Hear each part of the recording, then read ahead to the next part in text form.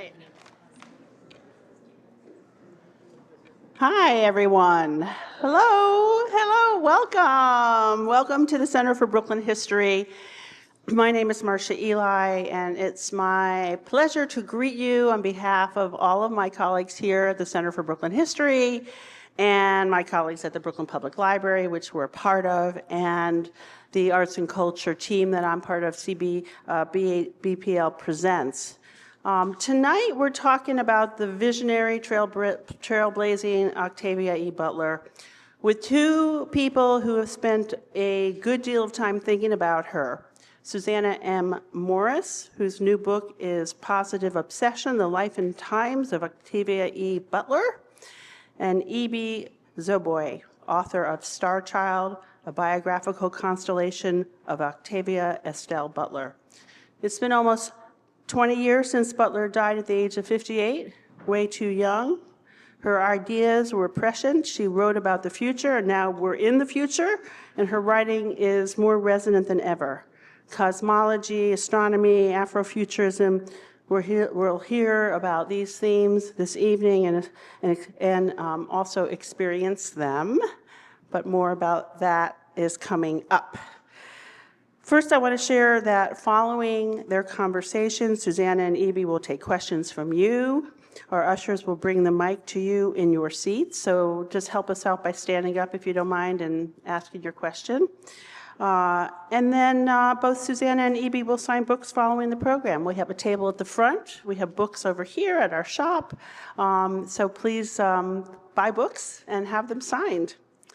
Anyway, as I said, there's some surprises tonight. I want to say that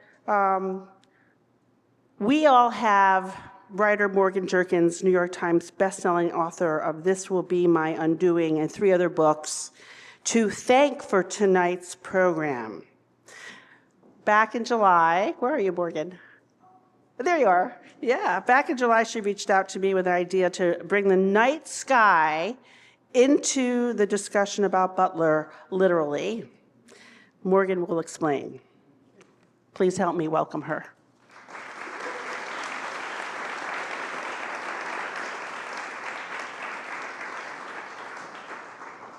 Hi, everyone. Good evening. Such a beautiful crowd.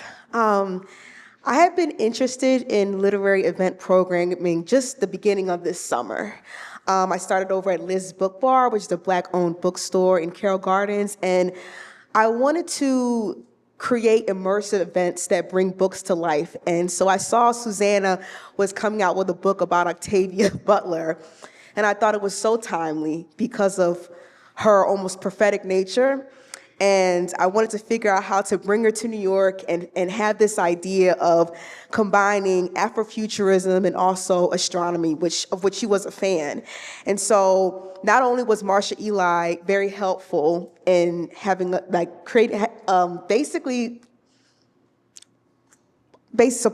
supporting the space for them to be here, but I also got in touch with the Amateur Astronomers Association of Brooklyn. And so in addition to book signing, if you all would step outside towards Clinton Street, there's going to be 3 to 4 telescopes, and you can check out the night sky.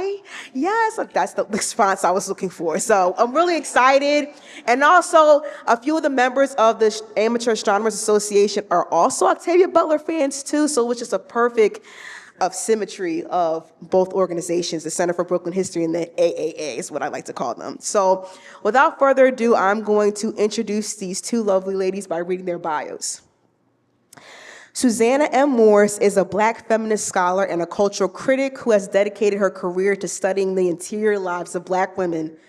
She is an associate professor of literature, media, and communication at Georgia Tech, a former Ann Schutz Distinguished Fellow at Princeton University, and Norman Freeling Visiting Professor at the University of Michigan. She is the author of Close Kin and Distant Relatives, The Paradox of Respectability in Black Women's Literature, and co-founder of the Crunk Feminist Collective. Her other works include the co-edited collection, The Crunk Feminist Collection, and the co-authored Young Adult Handbook Feminist AF, The Guide to Crushing Girlhood. Ibi Zoboi is the New York Times bestselling author of books for children and teens, including American Street, a National Book Award finalist, a modern remix of Jane Austen's Pride and Prejudice, and the Walter Award and LA Times Book Prize winning Punching the Air, co-written with exonerated 5 member Yusef Salaam. Ibi is a 2-time Coretta Scott King Award honoree for The People Remember, her debut picture book, and Star Child, a biographical constellation of Octavia Estelle Butler. She is the winner of the 2024 CSK Award for Nigeria Jones. She edited the anthology Black Enough, Stories of Being Young and Black in America, and has written Okoye to the People, a Black Panther novel from Marvel. Please welcome Susana M. Morris and Ibi Zoboi.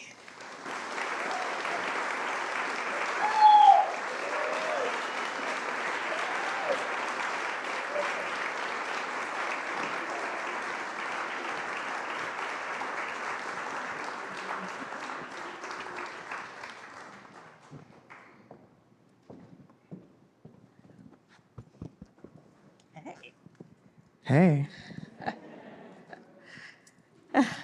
Hello, good evening. Good evening. Good evening, Susanna. Yes. I know we just met upstairs. Yes. But hello, officially. Yes. This is my copy, and it's highlighted. I couldn't find my little pasty things, but I had it so I'll pull this up from time to time. Sure. This is such an honor. And hello, friends. This is an honor because I am a super fan, and I have been a super fan for 25 years. Right. So have you. Absolutely. And almost 30 years, yeah. 30 years, probably before me. And if I'm going to ask questions, some of you may not, of course, may not have read the book, but I'm going to ask questions that are already in the book. Sure. Just to have that conversation with both the audience and you and I.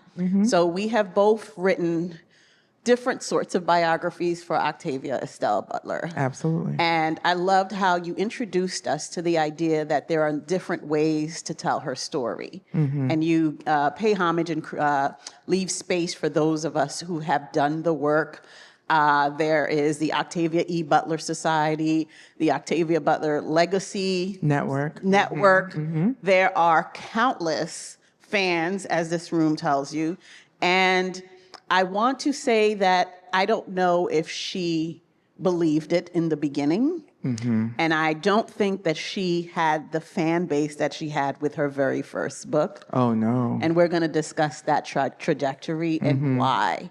So because we are super fans, I'm going to do what we usually do with fans of anything. I'm not going to do top 5, but let's do a top 3. And super fans always know the B-sides of a record. Ooh. Right? That's true. A-sides get radio play.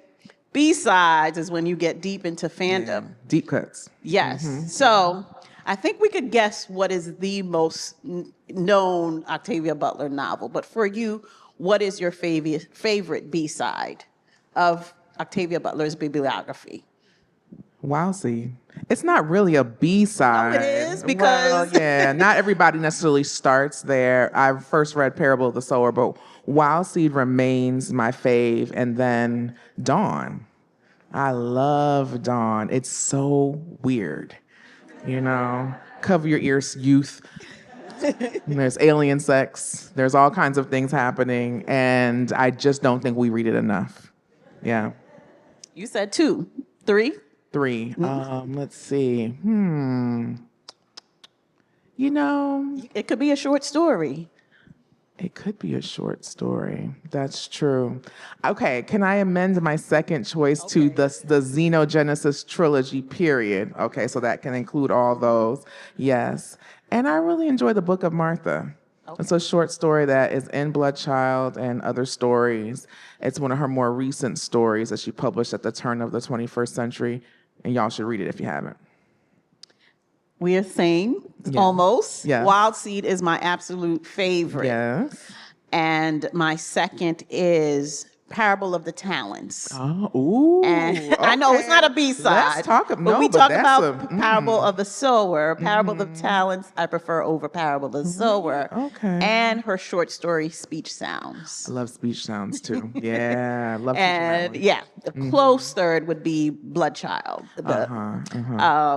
There's a different kind of alien something or other. So interestingly, a Black woman as a Black child thinking about the universe. Now, I did not write it in my my biography is for young readers, and there are more photos of her actual writing. Yeah. And I focused on her childhood and contextualized it like you did to the global events and events happening in the country. Right. And you did the same, but much, much deeper because you are an academic and a researcher. And I thought I did some research. She went several layers deep, and I was like, I did not know that. Thank you for that. It is such, if you are a cerebral person as I am and as you are, this is a mirror for neurodivergent women. For sure. Let's talk about neurodivergence. Let's start deep. Yeah. We know awkward Black girls. Thank you to Issa Rae. Yeah, shout out. Awkward Black women. I met Octavia. You did not get a chance. I did not get a chance. You to could have meet called her. her, you know. I was You too could have scared. I was too called her. scared. I actually went in the yellow pages, found her number, and called her up in 2000. That's how we met, and I did meet her. She was in the passenger side of my car, and I took her to her hotel room the day she won the Nebula for the Parable of the Talents. Wow, Ibi. But this is about her book right now. But when I first met her, and I'm going to be honest, I was slightly disappointed. Oh, do tell. So I was in college, and I was, many of my professors at Hunter College were former Black Panther Party members, radical Black women, poets and writers. I had been in the same space as Sonia Sanchez, Nikki Giovanni. Very, when they take the stage, they command, their presence is commanded because they're spoken word poets. Even if they are writers, Toni Morrison sat and commanded the room. Octavia Butler had a strong, commanding presence. When I met her, I was like, oh my goodness, she is awkward and shy. Yeah. And was sort of a shrinking violet. And I was utterly both, it was a mix of like disappointment and shock and like, what do I do with this here? Because at that time, she was in her early 50s. Right. And I think this is the first time I'm seeing it written down that to call her neurodivergent. Yeah. Neuroatypical, but you use neurodivergent. What does that mean to you, and how did you discover that, and how did you make that assessment in your research? Yeah, so I'm not that kind of doctor, but when I was reading through the archive, there were so many personal stories that she wrote in her diaries and journals and commonplace books where she would basically talk about meeting fans or going to talks and so on, and how she would have to map out how she was going to talk to folk. Remember, look them in the eye, say these things, laugh when people tell jokes, don't be so nervous, don't overshare, don't undershare, right? And I thought, okay, there was a lot of stuff about social cues, and that went back to her being in high school, where she was like, I don't understand why like my classmates think I'm weird and I want to connect, but I just can't do it, and there were, her family sort of said the same thing, like, okay, speak up, be more assertive, those kinds of things. She identified as dyslexic. So she self-diagnosed as dyslexic. But again, just based on the kind of language that we use today, I really did want to name, like, if I can, I believe that Octavia was neurodivergent, neuroatypical, although I kind of don't like that. Like, I feel like it's pretty neurotypical to be neuroatypical, if that makes sense, right? It seems more common than not. I don't know.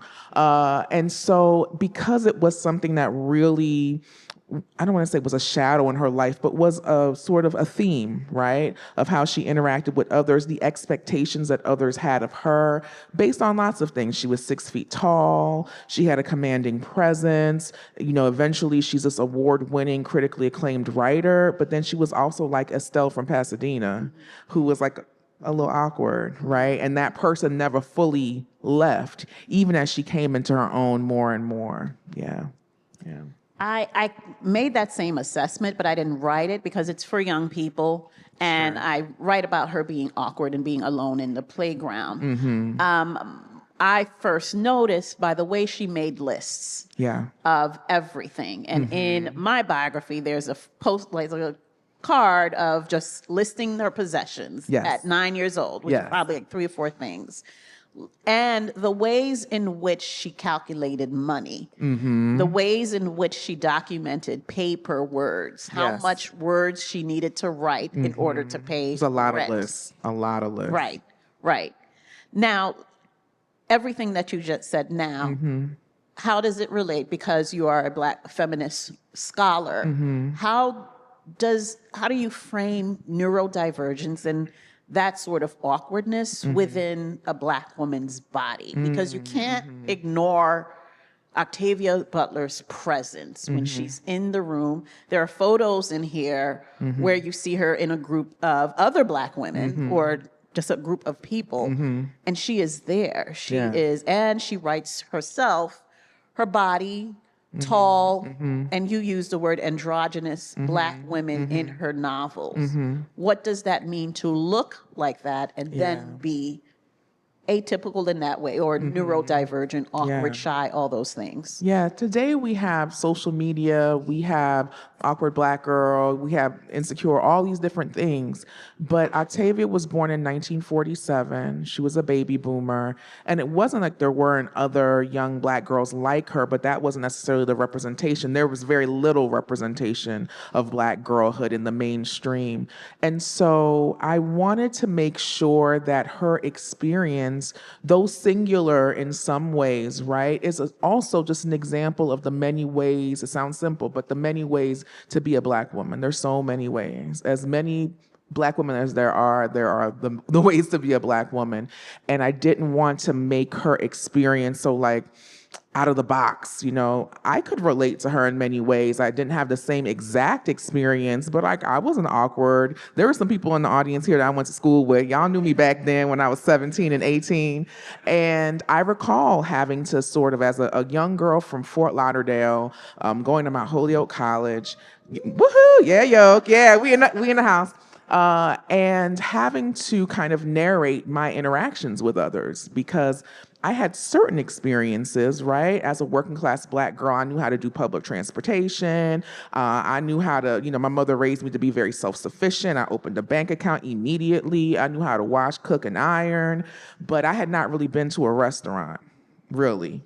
You know, I had not been around in rarefied air, and I had a lot of doubts. And this was sort of what Octavia is describing, right? That like she's moving through rarefied air in different parts of her life, and she has all of these doubts. Some of it's because the social cues are hard for her to read. Some of it's because of lack of experience, which she's able to overcome over time. And some of it's the perception of her that other folks have. Well, you're a Black woman, so you should be sassy. You should, you know, whatever. Insert stereotypes, right? And because she was a tall, full-figured woman, there are also those expectations, right, that we have in a fat-phobic society. So she was up against a lot of different things. And those are things I could relate to, and I think a lot of other Black women / people can relate to as well. And I did make those judgments. I was a college, you know, kid. Sure. We won't hold it against you. Yeah. I met her at first met her in Brooklyn, but I went to the Clarion West Science Fiction and Fantasy Writers Workshop, which she attended in 1970. And the location then in 2001 was in Seattle, Washington. And in that space, it's a very non-Black space. It's a very white science fiction, very, you know, way left of center in terms of aesthetic, instead of ideology. The conversations are beyond. So in that sense, she was in a very white milieu, not only in the genre, but her friend group. Yes. So that added to like, and disappointment is not the word. I'm coming from New York City, going to Seattle to take this workshop, and the people who are protective of her, the people who care for her, don't look like her, and she stands out. So, my question for you is, and I'm like I'm connecting the dots in your biography of her space, her presence within, not now, because we all love her now, at the time, from what you gather, from your research, Yeah. what was her presence within the Black literary space? What Yeah. did you Yeah. gather from what space she occupied within the larger Black literary space? Right. So Octavia publishes her first novel in 1976. And in the 1970s, we get this proliferation of Black women novelists, right? Writers, playwrights. You have Ntozake Shange, you have Sonia Sanchez, Audre Lorde, Toni Morrison, Toni Cade Bambara, Alice Walker, and on and on and on. And I situate Octavia within that group, but she wasn't initially a part of it, right? She was in California. She wasn't on the East Coast. Many of those folks were on the East Coast. She didn't teach at universities. Many of those folks did something like librarianship or taught at college. But she was able to make the connections with those folks through her writing. So when she wrote Wild Seed, Toni Cade Bambara wrote her a fan letter and they became friends, right? So over time, she had either friendships or working collegial relationships, like with Toni Morrison, inviting her to submit to an edited collection that she wanted to put out called Black Futures. So she was an outsider initially because of the genre that she wrote in. She was really the first Black woman to consistently publish in science fiction and fantasy. If you go back and you read scholars like my colleague Isaiah Lavender or Lisa Yazik, they talk about how, like, let's go to the 19th century. Here's an example of speculative fiction. This is fantasy, this is science fiction. So I'm not making the argument that she was the first to do it, because we've been doing it, right? But in terms of publishing almost all her works, there's one short story called Near of Kin that's strange, but not speculative fiction. And so other folks wrote speculatively, before her and after her in that cohort, but it was a one-off, or it was just part of their canon, right? Like, I would include Beloved as a speculative novel. It's a ghost story, but Toni Morrison didn't necessarily always write speculatively, right?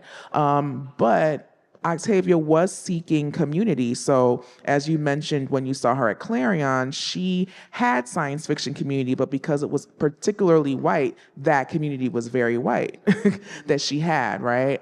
And until there were more folks that came into the fold. And then she was also within this Black feminist, Black women writers community as well. So a photo that I include in the book is from about 1989. There was an Essence Writers Retreat, and they went to the Bahamas, baby. And it's every writer you can think of almost who was, popular and not so popular back then. She's standing like next to Lucille Clifton in the back, So she is in that community as well. It just takes her time to get there. She's not there immediately in the ways in which some of those folk were like, oh, I went to school with this person, or I know this person, or I dated this person, because I was in the archives getting tea. Not necessarily about Octavia. Her life was, There's very, some tea in there. There's a little bit of tea, So I wonder if we could cross-reference. yeah, we'll talk about it. But yeah, so she did eventually find her way to those sisters. Yeah. I think I want to add the fact that her books did not have Black people on the covers initially. Yeah, not her fault, but yes. Yeah, not her fault. Yeah. And when I was at Clarion, 2001 now, there were people in my class, 17, and at that time, there was the most diverse class they'd ever had since, Octavia Butler was there 30 years ago. There were 3 Black women. It was the most diverse. And before that, Cherie Renee Thomas. I'm going to get back to Cherie Renee Thomas. Love Cherie. There were some white men in the class who did not know Octavia Butler was a Black woman, who were reading her for many years. Before that, in the 90s, when they first encountered Dawn, they did not know. Until then, they eventually found out. Ooh, what a But they were awakening. reading Dawn and Patternist series and Pattern Master, and these were older men who'd been in the science fiction space for a long time. Yeah. So it was before the internet, Gen Zers. Right. We had Ask Jeeves. We didn't have Google in 2001. It wasn't as extensive. Yeah.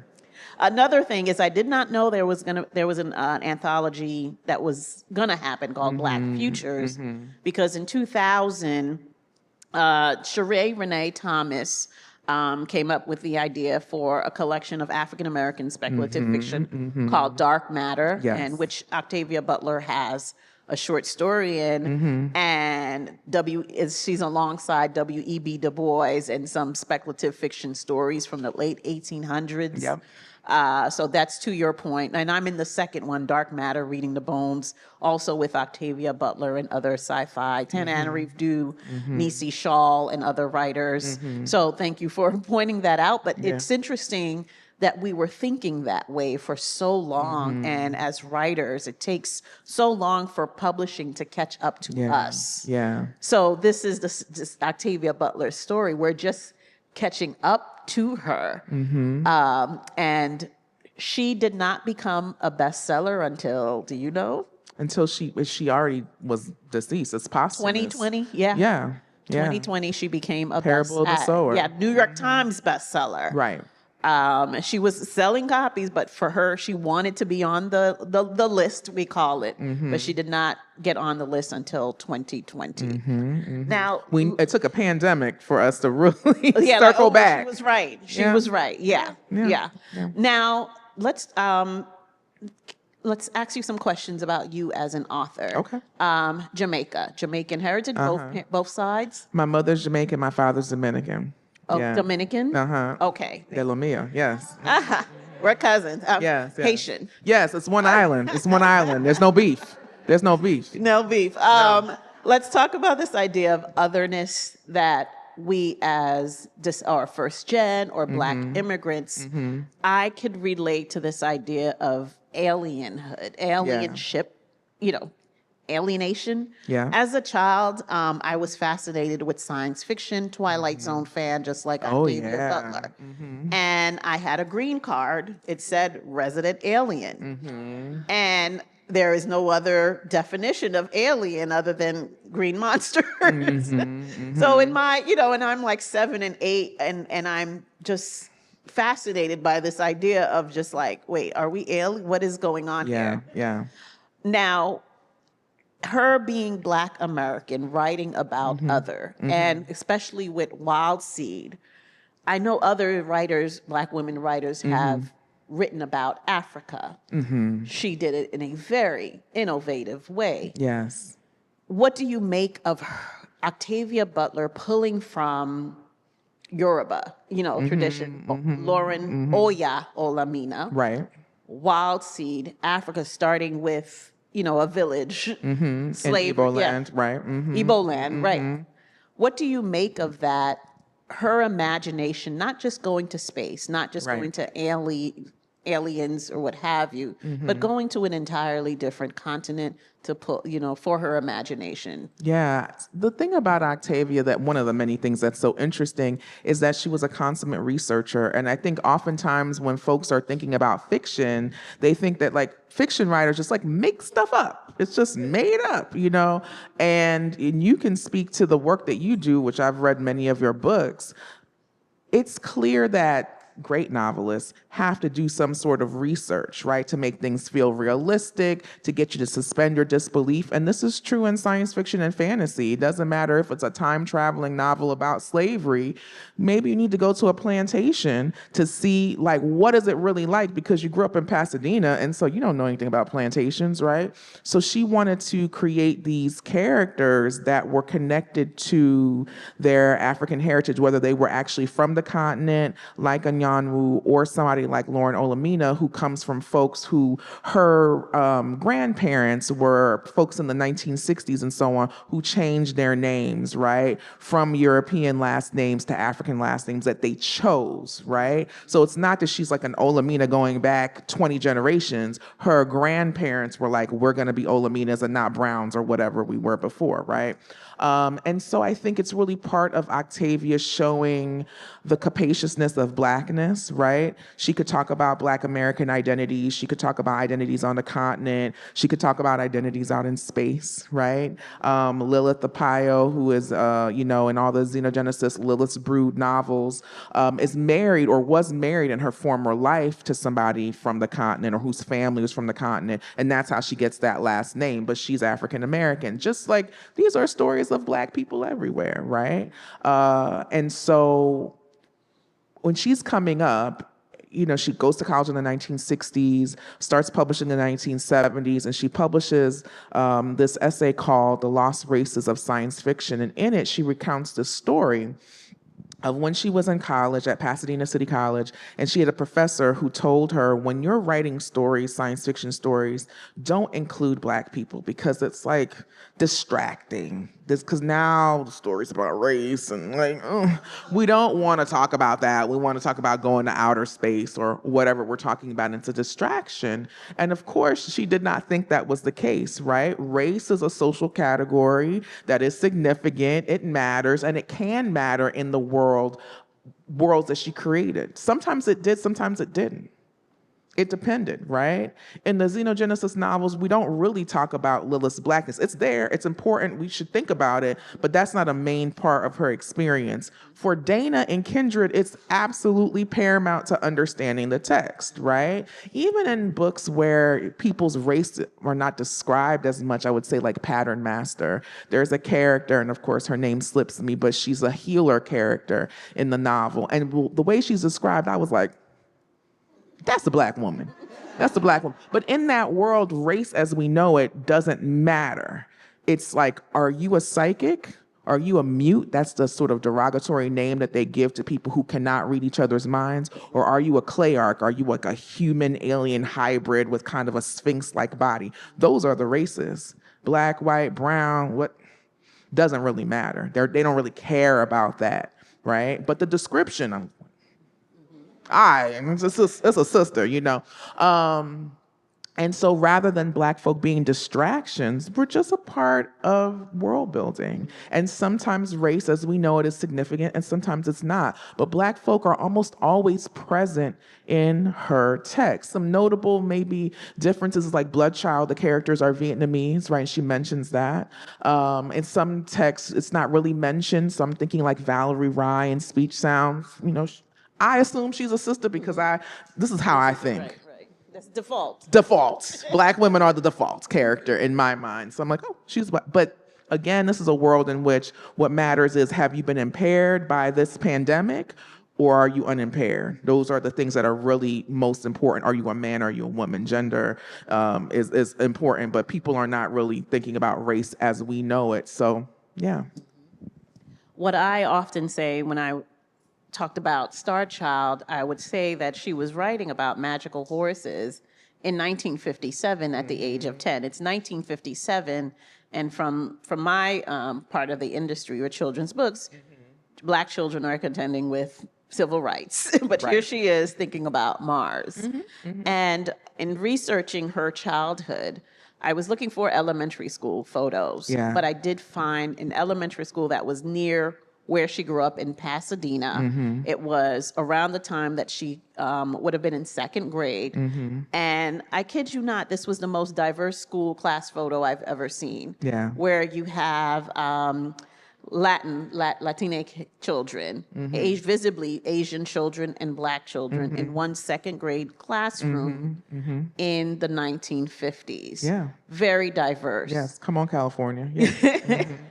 How do you think that influenced? Of course, it influenced her, but can you talk a little bit more about what we usually hear about the American South in the 1950s, about this country? When we talk about race, and you talk about the 1950s, we automatically go to Montgomery, or Selma, or Mississippi. We forget about the Black people in other parts of the country. Let's talk about Pasadena in the 1950s. Yeah, so Octavia was from Pasadena. Her people were from northern Louisiana, and they moved, before she was born as a part of the Great Migration to Southern California and lived in various parts of Southern California. She lived an integrated life. Absolutely. She went to school with all kinds of kids. She had friends of different races and ethnicities. She lived among people of various races and ethnicities. And a thing that she was really interested in, and you see throughout her work, is like interracial coalition. We need each other to survive, right? And not in a kind of Pollyanna-ish way, but that the world is diverse and we can't ignore that. So you see that show up in like Parable of the Sower, where Lauren is like, kind of a Pied Piper attracting different people, and it's like white people, black people, Latinx folk, Asian folk, mixed race folk, queer people, like, because we all need each other to survive. They're all kind of misfits and outcasts. And so, yeah, you often see interracial relationships in her novels, you know, in Kindred, in Dawn. There are all these examples of it, of Black women being desired by any number of people, right? Not just Black men. Black men, other folks, right? It's sort of a reflection of her experience in many ways, right? Yeah. Now, I keep, this is my ADHD. I'm like Butler. Hey, I'm here with you. I'm here with you. I love it. As you're talking, I'm like just picturing everything in my, and I'm just picturing how you've laid out the biography. One thing that I noticed it in my research, but I didn't sit with it for as long as you did, of course, was how strict and religious her upbringing was. Yeah. I'm gonna share some tea. Please. There was her writing, Huntington Library. You spent a lot of time there. I do. Is where her papers are housed. And I discovered her sort of manuscript, her loose leaf. That was such a find. I didn't know it existed, of her writing at 10 years old, intact. Pencil, script, neat. You could see it in, I'm going to ask you why you didn't include more, but you could see some of those in Star Child. Now, there was one piece of writing that we had in the advanced reader copy of Star Child, where it's clearly, you know, she's younger, and then what's there now is a revision, clearly. So we had to get her estate to clear all the documents. It's one thing to get the photos that you have here. It's another thing to get her actual writing from when she was 10 years old. Right.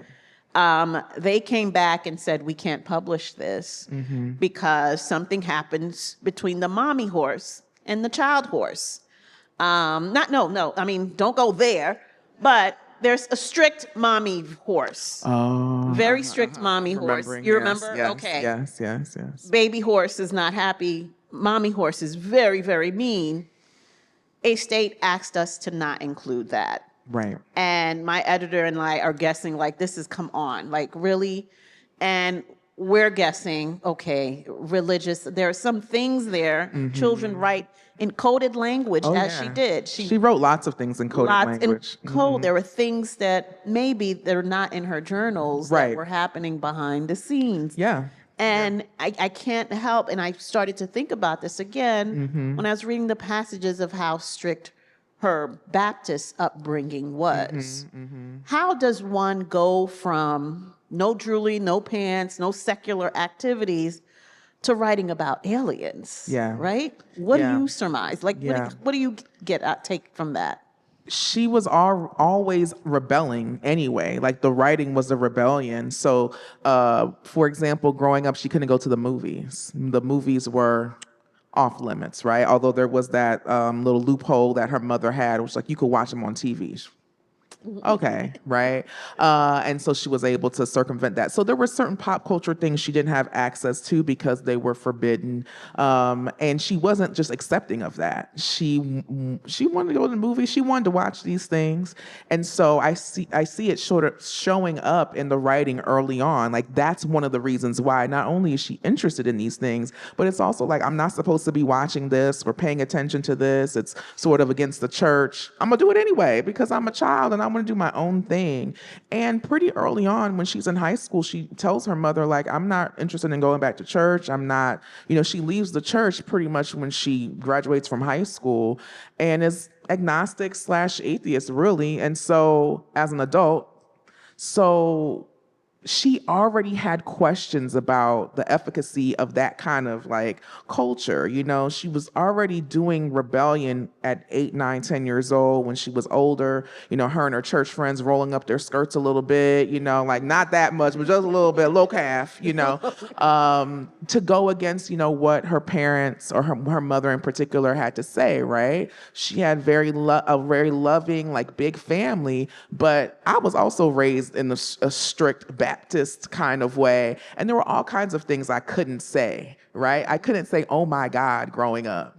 It's gonna be a long time to get there. Oh my God. I'm like, oh my gosh, because you can't plead the Lord's name in vain, right? No Halloween.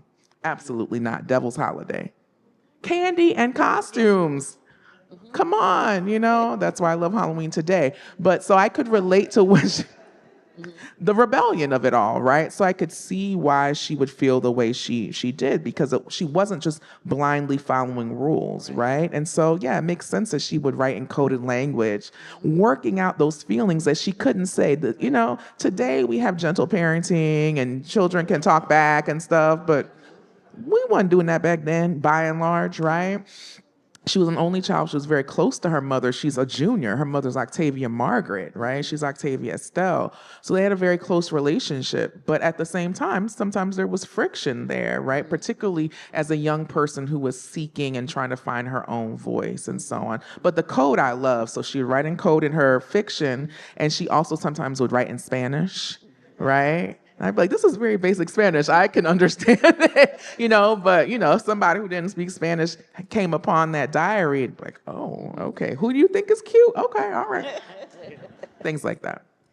And I kind of want to be like a little deeper than the rebellion is the imagination, rebellious imagination. Absolutely. Because we all know, if you grew up Christian or strict Christian or whatever religion, there's a story that is embedded in your imagination. Yes. There's the vision of God that you have in your mind. That's supposed to be unquestioning, right? So the Bible is the infallible word of God, right? That kind of teaching. And that's one reason why I love the Book of Martha, which I mentioned earlier. It's a short story about an Octavia-esque type writer who encounters God, and God gives her a task, not unlike Jonah or other figures from the Bible. And God basically says, you got to do it, because you know what happened to people who don't listen to me. Okay, you're going to be in the belly of a whale or something like that. And throughout the story, slight spoiler alert, when she sees God first, God is a man, and he's huge, kind of like Michelangelo style sculpture. And over time, he gets smaller, he becomes a woman, and eventually he looks like her, right? And I think that mirrors sort of the evolution of her thinking in some ways, right? Like that. When you can question, doesn't mean you can't be a person of faith. Like, please don't get it twisted. You can be a person of faith, but that shouldn't stunt your imagination necessarily. And sometimes some doctrines invite us to just shut everything down, and we can't imagine, because to imagine is to question, and to question is to be, to lack faith, right? And we don't want to have that happen. Yeah. One of my favorite lines, I think it's in the Parable of the Talents, they'll make a god of her. Yes. It's a very powerful line. Goodness gracious. The imagination, when do you think, from what you've researched, that seed was planted, that rebellious seed? Because the imagination is visualization. And as a writer, I'm a fiction writer. Written science fiction and fantasy. To visualize the other, it's a constant, it doesn't end. You're daydreaming all the time. And you really have to subvert, dismantle any images that is, thrusted upon you. And to see God as yourself is rebellious. And she described herself as having a radio imagination. Right. What role do you think, she watched TV. She did. Where do you think she got those ideas from? And I want to add another question to that, was she's not necessarily reading at the very beginning other Black women. No. So let's talk Certainly about not. where those seeds, where she got those seeds in the first place. The seeds come from lots of different places. So the seeds of the storytelling come from church, right? I mentioned that story, Near of Kin, which is her one non-speculative, and she calls it a sympathetic story of incest, right? Because if you grow up in the church and you read the Old Testament, there's lots of incest stories, right? And so that was a way for her to work things out. So the church is one place. The storytelling that she gets in her family, right? The storytelling from television, the fact that her mother is reading to her after work before bed, every night, and then eventually says, now you read, right? You read to me. Listening to the radio, right? Yes, All of that. There are all these different things that help to catalyze her imagination, right? And the fact that she almost immediately, upon learning how to, write, starts writing her own stories, right? Even before she fully understood what it meant to be a writer, she had these stories that she wanted to tell. So I think they come from they're seeded from all these different places in her life. Yeah. Yeah. Now, I want to, something a little more controversial. Oh. A few years ago, during the heydays of Twitter and Black Twitter in particular, Yeah.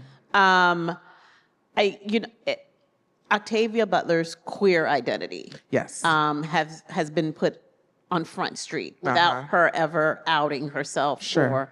And then you did write what she said, what was in her own writing. Yeah. And people who knew her were very defensive of her identity. Yes. And who knew her very well. And I also, part of that question is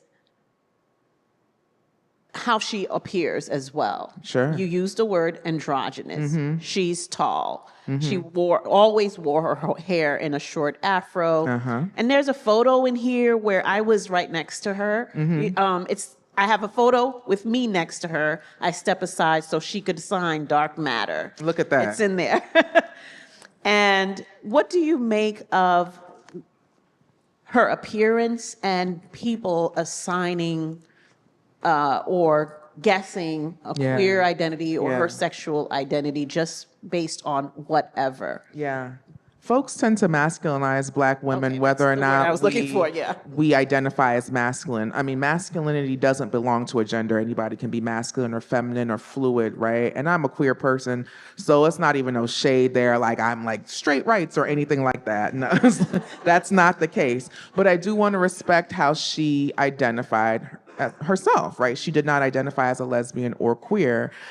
She talks about going to like a meeting, sort of questioning her sexuality and being like, well, am I? And then she goes and folks are going around talking about their sexual desire. And she's like, yeah, no, I don't want to do that. That's not me, but it's really interesting. So I'm going to write about it. Right. So she did not identify as queer, but she wasn't a homophobe either. So you see a lot of queer sexuality throughout her works because it's just a part of humanity. It's a part of being alive. If we go to the animal kingdom, there's a lot of queerness happening among the animals, right? So, and we're just animals. So she was interested in that, but that was not how she identified. I think it's this masculinization of folks who are not performing a particular kind of femininity that's expected.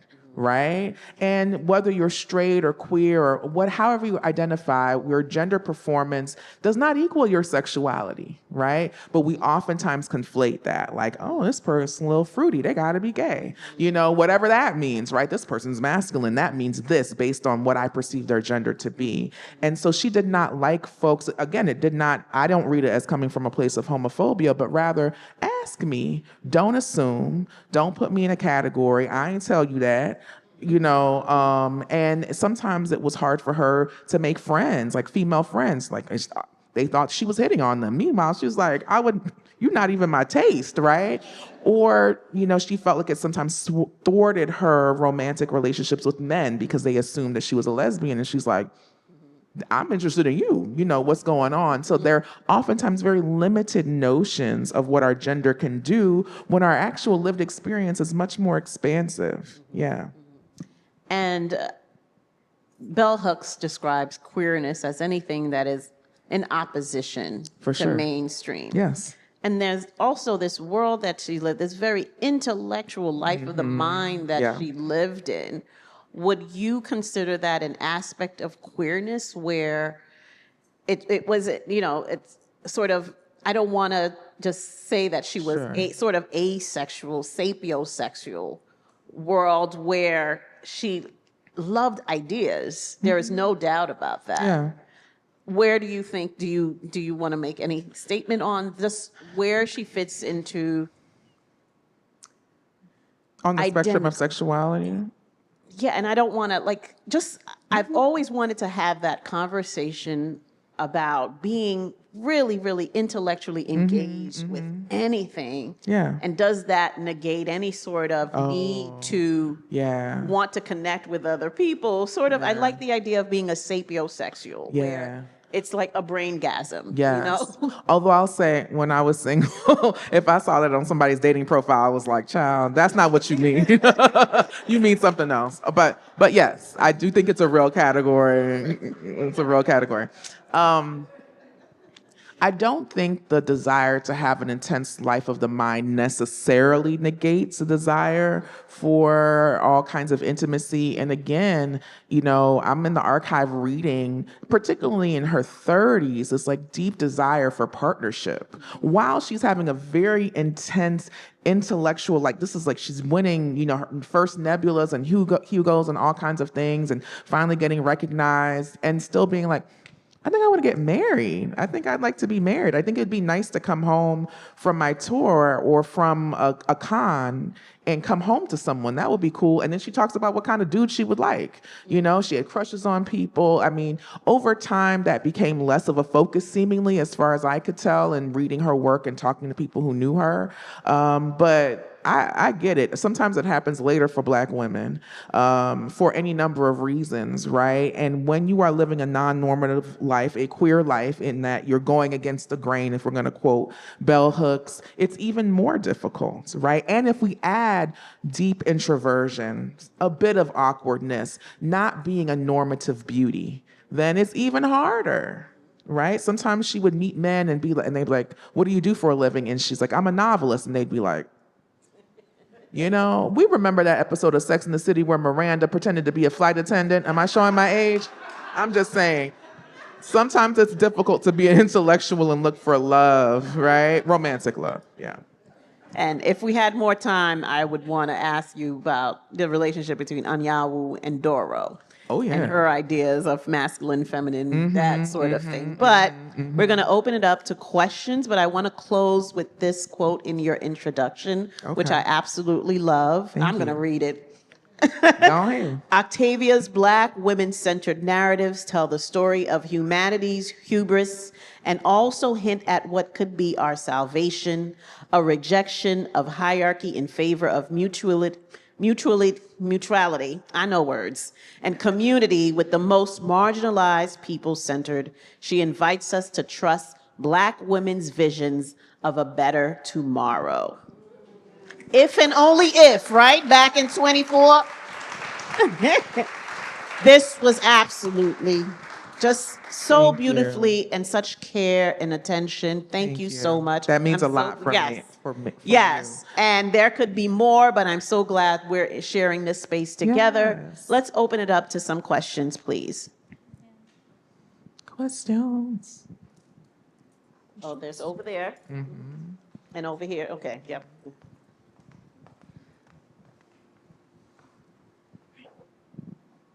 Hi, I'm Iris, and I teach down the street, and my teaching partner is here, and we actually are teaching Kindred right now to our 8th grade students. Oh, come on, 8th grade. I know, it's young, but they're really enjoying it. They can handle it. And I have a bajillion questions for you, but I will ask one. And it's about what you were saying about research, because part of their project is writing a historical fiction narrative and thinking about I love that. speculative fiction and stuff. But what was it like to engage with the Huntington libraries, and what has it been like to engage in archives? Yeah. And just like digging into that and trying to help, 13 and 14-year-olds get into the research and build out fictional narratives by looking at real things. And what advice would you give a young person who's digging into like fiction writing, historical fiction writing? Yes. And thank you so much. Thank guys, you both of so you. much. You're I out here love the doing book God's Pride. work. Our 8th graders love Pride, by the way, just letting you know. It's a great book. It's so good. I love it too. Anyway, thank you all so much. Thank you for that question and for the work that you do. I'm a literary critic, and I felt a lot of trepidation initially going into the archive. Not that literary critics don't do that, but I am a contemporary, like I study 20th and 21st century, so I wasn't like heading to the archive immediately like some of my colleagues who were like, I study 19th century literature, I'm living in the archive. And so I was very intimidated by that, but I had access to other Black women biographers. I'm a part of a Black feminist biography collective, and we would all sort of share notes and talk with each other about our work. I was not afraid to ask questions because I did not know what I was doing. I'm not a biographer by trade. Like, every book I write is a biography. This is my first biography. And so I try to lean on experts. Holly Smith, who's the archivist at Spelman College, has been a great help to me. I went to the Huntington several times. It's a vast collection. Octavia kept everything. Every note, every receipt, every list. It goes back to elementary school. Her mother's journal's in there. I mean, it's everything. She'd be like, I gotta go to Lane Bryant and get a blouse. And I'd be like, girl, I get it. I understand. I hope you found something good. It's rough, right? And so I love the assignment that y'all are having your students do, because I think that, and I start the book by talking about finding Octavia when I really needed her, because I didn't really necessarily feel like my story mattered. And I think to be in the 8th grade and have teachers be like, your story matters, and how you understand history matters. You're not just an empty vessel being poured into. You have something to contribute. I love that, because then when I get them in the college classroom, they are empowered already, because part of what I find is people are like, well, tell me the answer. I don't know what to do. Is this right? And part of writing is being vulnerable, and you may get it wrong and so on, but it's important to do it anyway, to move courageously. And so y'all are starting them off strong. I love it. I love it. I want to add that it's so fascinating that we're in the digital age now. Yeah. You will find nothing from me. If anybody were to do a biography, everything is digital and saved. But the fact that she was writing about the future, but we still can access her archives in paper form, photos going back 50 years, 50, 60, 70 years is amazing. And because she was at the beginning of the internet, she even printed out emails. There's like printed out emails in her archive. Yeah. Yeah. Hi, I'm Drew. Hi. So I'm not going to stand. I feel so awkward. But I'm here. So many of her books, maybe all of them, have such a clear POV and such, to me, articulation of values in so many ways. And your title comes from one of the books of verses from the Book of the Living, which from the parables, which to me is such a stake in the ground. But do you have a sense for her what she would have put sort of at the center of her constellation of her own work? She felt like did the thing she was trying to do the most, or is she someone who was way more believed in the breadth, as all artists do, I think? But did she have particular attachments to her work that you saw in your research? I think it's more the latter than the former. I mean, she had some texts that she didn't want to talk about, like Survivor, which is out of print, because she thought it was one of her lesser works. Octavia was very exacting about her work. And so, the way she wrote about her work sometimes was hard to read in the archives. She's like, oh, I didn't meet the mark here. This is not good. This is unreadable. And I'm like, this is verbatim Wild Seed. What you talking about, girl? So she was able to look at, I would argue, the sort of vast scope of her work rather than simply zeroing in, because she could pick apart, well, in Clay's arc, I didn't quite do this, but in, Mind of My Mind, so, yeah. Okay, so I just finished reading Parable again for the 4th or 5th time. And I rave about it to all of my friends, and one of my friends was like, well, she probably just read the tea leaves based on what she was experiencing or seeing at the time she was writing it. And that it was based in 2025. What do you think her research was like in putting that book together? Because she was really prescient. She literally wrote exactly what we're experiencing right now. Yeah.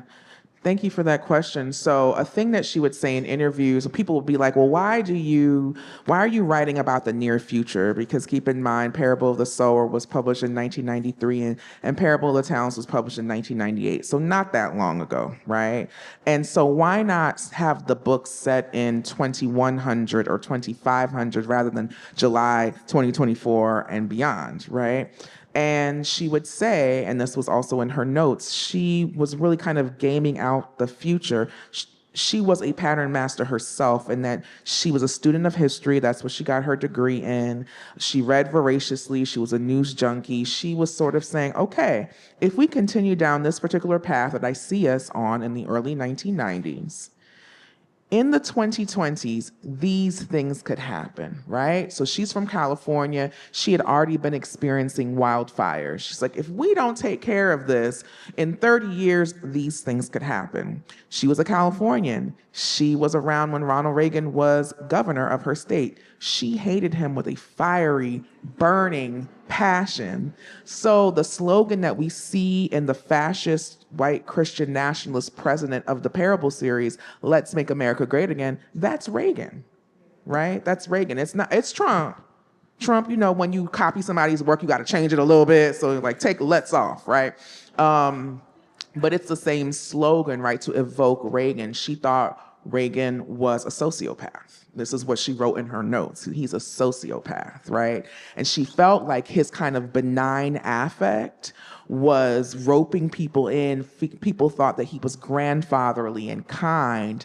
And beneath all of that was this imperialism, was this states' rights, states' rights, meaning we're going to gut social programs and civil rights and so on, right? And so some of his visions are only now fully coming to fruition, right, in the current administration and so on. And so she wanted us to think about, okay, if we don't pivot, if we don't shift gears, in 30 years, these things could happen. And we did not pivot and we did not shift gears fully. And so, for example, in January of 2025, we have wildfires raging across Pasadena, different parts of Southern California. And in the novel, it's February of 2025, just a month off, right? Because again, I understand why we would say she has a prophetic voice, and I don't think that that's an insult or anything, and I'm a spiritual person. However, she was a researcher. She was a researcher, and it's only a prophecy if you don't listen, right? If you take in what folks are saying and you say, okay, this could happen, you do something else, then it doesn't have to happen. The history is not, or the future is not set in stone. So these novels are cautionary tales, right? But we haven't taken heed. And so that's why she was right, because we didn't listen, even though she's giving us one of many, but she, in the most prescient way possible, said, okay, the 2020s could look a hot mess if you don't pay attention to climate change, if we have this unfettered kind of turn to the right in terms of Christianity. If we gut social programs, she brings back company towns in Parable of the Sower, right? It's like, oh, okay. There are folks wearing slave collars who are being shocked, right? I mean, chattel slavery is essentially returning in many ways, right? And it sounded fantastical at the time for many people. Like, this could never happen in 2024. Now, here we are. Hello, I'm Jeffrey. I work in government, so I was just going to speak on what you were talking about, the research part, which is what I found is that every single thing is just a repeat of something that happened previously. So it's less about her being like a prophet, but just looking back at what happened previously and how people manipulated it, and then just kind of attaching it, ascribing it to a story or future. But the actual question was about Wild Seed. So I wanted to touch about what you said about Doro, their relationship and the idea of like the sexuality just kind of fluidly moving through bodies, but also that along with the theme of, my favorite books are Sower, kind of Dawn, and then the Wild Seed series, like the whole thing. But all of those are about people who can't survive alone. So it's like Dawn, they have to collaborate. Yeah, so they need can each other. Right. And the same thing with Parable, Pied Piper being collecting folks. And then Wild Seed is literally like, there's kind of a turn of like, we need each other, but at the end, I kind of got to use and literally burn folks so we can get ahead. So I guess the question is really like, what do you see about that kind of theme of continuous about her with the togetherness? I know you spoke about it a little bit more, but I'd love to hear you say it. Yeah. She was really interested in mutuality, right? And I when I teach WowC, for example, since you mentioned the end, right? Doro and Anyanwu are like reaching for each other, and he could kind of swallow her up, basically, and because he's a body snatcher, and she's like, oh, maybe, and he's like, I need you, he doesn't have a match, right? He has this particular kind of ability, and he's alone. He's been alone for millennia, right? And part of the reason he's alone is that he can't relate to other people. He imagines himself to be a god, and she's the closest thing. She's maybe a demigod, right, next to him. But even gods need friends, need companionship, right? They can't just have subjects. And so this, I would say, goes beyond just the books that you mentioned. I think it's a theme of almost every text, that folks need other people. It seems really basic, but it's not. So much of Western culture invites individualism, and she's really asking us to reject that. It doesn't mean you can't be your own person, but interdependence is how we will thrive in the future in the face of all the things that we're up against. Besides Reagan, another thing that is really something that catalyzed her thinking was the fear of nuclear war. And so this idea of, mutually assured destruction was baffling to her. She could not understand how human beings could get to a point where we would create things that would ensure that we would pretty much kill off the planet. Right? It seems very juvenile, right? Instead, she's like, reject this arbitrary hierarchy. I'm this color, you're this color, that means this, that, and the other. What are your skill sets? What can you do, right? So in Dawn, it's like all these people coming together, and it's like, this person has this skill, this person has this skill, this person doesn't listen, they can't come, this person's too compliant, I don't know about that. You have to question some things. Like, we have all these different skills that are not based on these arbitrary phenotypical characteristics. They're about other things, and she wants us to think about those things, right? Otherwise, it will be the death of us as a species. We have time for just one more question, and it's over here. And then I'm just going to ask everyone to help me by letting me bring Susana and Ibi to the front so they can sign books. And of course, we have our scopes outside. I know everyone wants to rush the stage and talk to them, but you can talk to them over at the table. Yes. Last question. Is that Camille? Are you in the... Can I get her to ask a question too? I'm sorry to hijack. That's one of my former students. Okay. Yes. Mm-hmm. 2 more questions. Sorry about that, Marsha.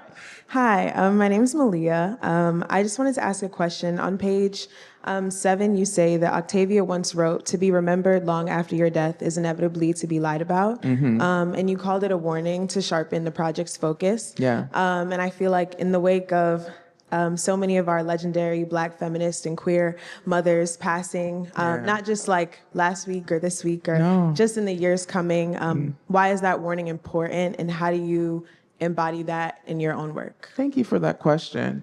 When I found that, I laughed in the archive and I was like, got it, girl. Okay. Make sure you're tight. This is my interpretation of her work, right? I'm very clear about that. And as I wrote, as you mentioned, there's so many different ways to tell her story, right? So I'm going to do it as kindly and as humbly as I can, knowing that I wasn't there. This is my interpretation of it. And so it was kind of like a cheeky saying, when I saw it, and I said, okay, I'm going to include this because it is a reminder to me, I'm not like, the game of Sims where you're just like moving your little people around. That's not what a biography is, right? I'm not just sort of making a narrative make sense so that it can, like confirmation bias, right? I'm really trying to be led by what I saw in the archive. So I did my best to do that. Yeah. I wrote poetry. So mine is poetry and prose, and that's how I was led. Yeah. Final question. Yeah, I don't really have a question. I just want to know, but I just wanted to take a second, to make sure I wanted to just thank you for all the work you do. I was one of her former students at Georgia Tech. I took multiple of her classes, and recently somebody asked me what my favorite paper I wrote or ever was, and I talked about the paper I wrote for your Octavia Butler class. And then days later, I saw your book in the Barnes & Noble down the street, and it prompted me to email you, then look you up, and then see this was happening. And it was just amazing to me to see how your class has made its way to New York, and your book, what you were writing when I was one of your students. Yes. You're like on tour, you're doing these amazing things, people are asking you these amazing questions, and it's just, I wanted you to know that you, as a teacher, you have like a significant impact. I still talk about you in your class to this day. Thank you, Camille. She's gonna be a lawyer, okay?